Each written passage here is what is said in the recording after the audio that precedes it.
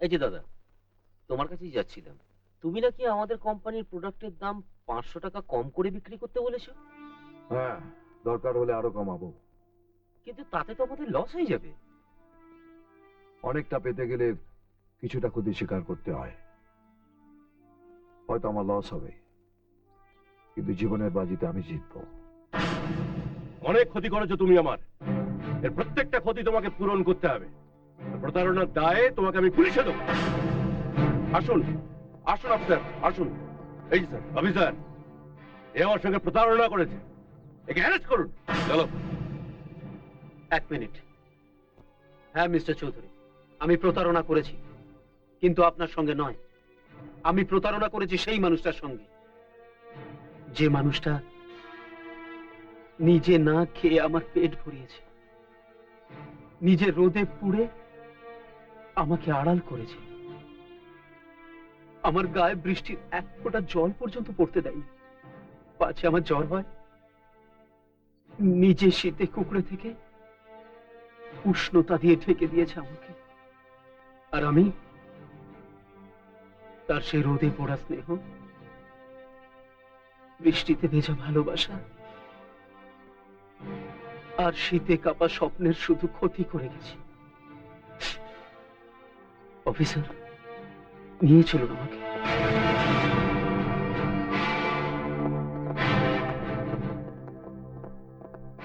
আমার ছেলেকে তোমার ছেড়ে দাও।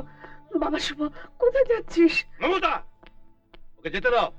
ও একটা ঠক, চোর। ও আমাদের ছেলে নয়। কি বলছো তুমি? ও আমাদের ছেলে না তো, কেউ। ও একটা প্রতারক।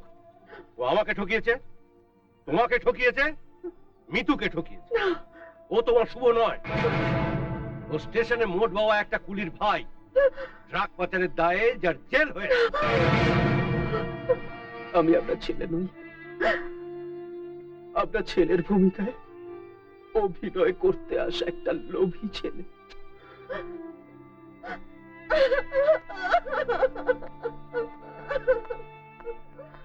দিব্যা, অনেক ক্ষতি করে দিয়েছি তোমাদের, তোমার বাবার, তোমার মায়ের আর তোমার। আজ তার শোধ দিতে চললাম।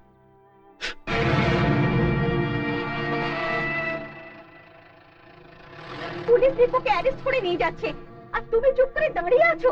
আমি ওকে পুলিশের হাতে তুলে দিয়েছি। দিব্যর অপরাধ? ও একটা প্রতারক। ও আমার সঙ্গে প্রতারণা করেছে, তোর মায়ের সঙ্গে প্রতারণা করেছে, তোর সঙ্গেও প্রতারণা করেছে। দিব্য কারোর সঙ্গে প্রতারণা করেনি বাবা। ও তোমার কোম্পানির ম্যানেজিং ডিরেক্টর হতে চায়নি। গরিব দাদার কাছ থেকে ওকে কেড়ে নিয়ে তুমি ওকে নিজের চেয়ারে বসিয়েছিলে। ও শুভ হতে চায়নি। একজন ছেলে হারানো মাকে বাঁচাতে তার ছেলের জায়গায় বসেছিল। ও আমাকে ভালোবাসতে চায়নি, আমি আমার ভালোবাসা তুলে দিয়েছিলাম ওর দু হাতে। এবার সেটা ফিরিয়ে নিয়ে ওকে ছুঁড়ে ফেলে দাও। ওই রাস্কেলটার সঙ্গে তোমার যেন কোনো রকম সম্পর্ক না থাকে। স্বার্থ না মেটায় তুমি ওকে ছুঁড়ে ফেলে দিয়েছো। আমি ওকে ভালোবাসায় বেঁধেছি, ভালোবাসাকে আগলে রাখতে হয়। তুমি যখন ওকে পুলিশের হাতে তুলে দিয়েছো, আমিও তেমনি ভালোবাসার দায়ে ওকে ছাড়িয়ে আনবো। দাঁড়াও, এই বাড়ি থেকে বেরোতে গেলে বরাবরের জন্য বেরিয়ে যেতে হবে তোমাকে। সব মেয়েকেই তো একদিন বাপের বাড়ি ছেড়ে বেরিয়ে যেতে হয় বাবা। আমি না হয় একটু অন্যভাবে বেরোলাম।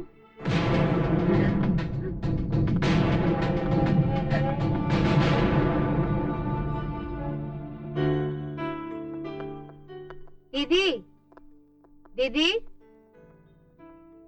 দেখো কে এসছে। তুমি? দিব্য কোথায়? লকআপে। লকআপে? কেন? ও যে ওর মালিকের স্বার্থ দেখেনি বৌদি, তাই ওর মালিক ওকে পুলিশের হাতে তুলে দিয়েছে। তুমি তো সেই মালিকেরই মেয়ে। মেয়ে আজ বাপের বাড়ি ছেড়ে তোমাদের কাছে চলে এসেছে বৌদি। আমি দিব্যকে তোমার কাছে ভিক্ষে চাইছি বৌদি, তুমি ওকে ছাড়িয়ে নিয়ে এসো। ভিক্ষে? ভিক্ষে কেন বলছো ভাই? বলো উপহার। তোমার উপহার আমি তোমার হাতে তুলে দেব। এসো আমার সঙ্গে, এসো। হ্যাঁ হ্যাঁ ঠিক আছে, একটু তাড়াতাড়ি করুন। ও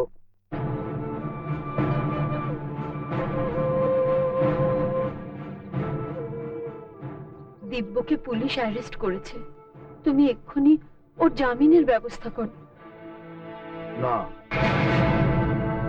দিব্য তোমার ভাই। দিব্যেন্দু রায় শশাঙ্ক চৌধুরীর হবু জামাই। সে জামাই ষষ্ঠী খেলো না জেলে পচে মরল, তার জন্য আমার কোনো মাথা ব্যথা নেই। দাদা, দিব্যকে তুমি ক্ষমা করে দাও। ক্ষমা শব্দটা আমি ভুলে গেছি। লোভী বেঈমানদের আমার কাছে কোনো ক্ষমা নেই। ওর অপরাধের শাস্তিও পাচ্ছে আর পাবেও। আমি আপনার কাছে ভিক্ষা চাইছি দাদা, দিব্যকে আপনি বাঁচান। কেন? আপনি তো দিব্যেন্দুকে আমার কাছ থেকে কিনে নিয়েছিলেন 56,620 টাকায়। তাহলে আজকে দিব্য আমার ভাই হলো কি করে? আপনি তো এটাও অনুরোধ করেছিলেন যেন আমি আমার নামটা দিব্যর সাথে না জড়াই, তাই না? ভুল করেছিলাম আমি, আমি বুঝতে পারিনি দাদা। সূর্যকে যেমন মেঘ দিয়ে আড়াল করা যায় না, তেমনি টাকা দিয়েও রক্তের সম্পর্ককে কেনা যায় না। তাই আজ আমি আমার ভুলের প্রায়শ্চিত্ত করতে চাই। অনেক দেরি করে ফেলেছেন। বীরপুরের সেই কুলিটা অনেকদিন আগে মারা গেছে। দাদা, পাথরের উপরে চোখের জল ফেলো না মিতালি, তোমার চোখের জলটাই নষ্ট হবে, পাথর ভিজবে না। তুমিও শুনে রাখো, দিব্যর কোনো ক্ষতি আমি তোমাকে করতে দেব না। চল এসো।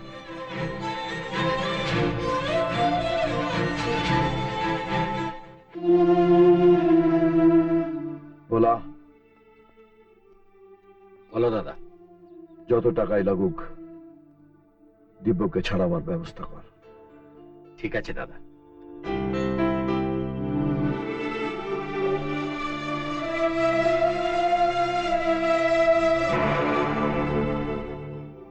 শশাঙ্ক চৌধুরী, এবার তোমার সঙ্গে আমার শেষ খেলা। মিস্টার আগরওয়াল, আমি আপনাদের কথা দিচ্ছি, আমি আপনাদের টাকা দিয়ে দেবো। আমি তো আগেও আপনাদের কাছ থেকে টাকা নিয়েছি, সময় মতো দিয়েও দিয়েছি। হ্যাঁ, give me some time please. ওকে।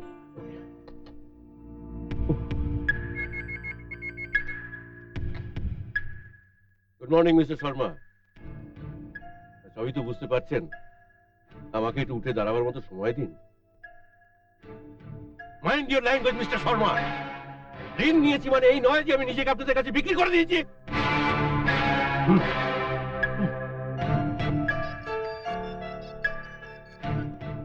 বলুন মিস্টার রায়, টাকা আপনি পেয়ে যাবেন। আর কিছু? So what? চৌধুরী মোটরসের শেয়ার শূন্যতে এসে ঠেকেছে, তাতে কি হয়েছে? আমি তো মরিনি, আমি এখনো বেঁচে আছি। Still I am living.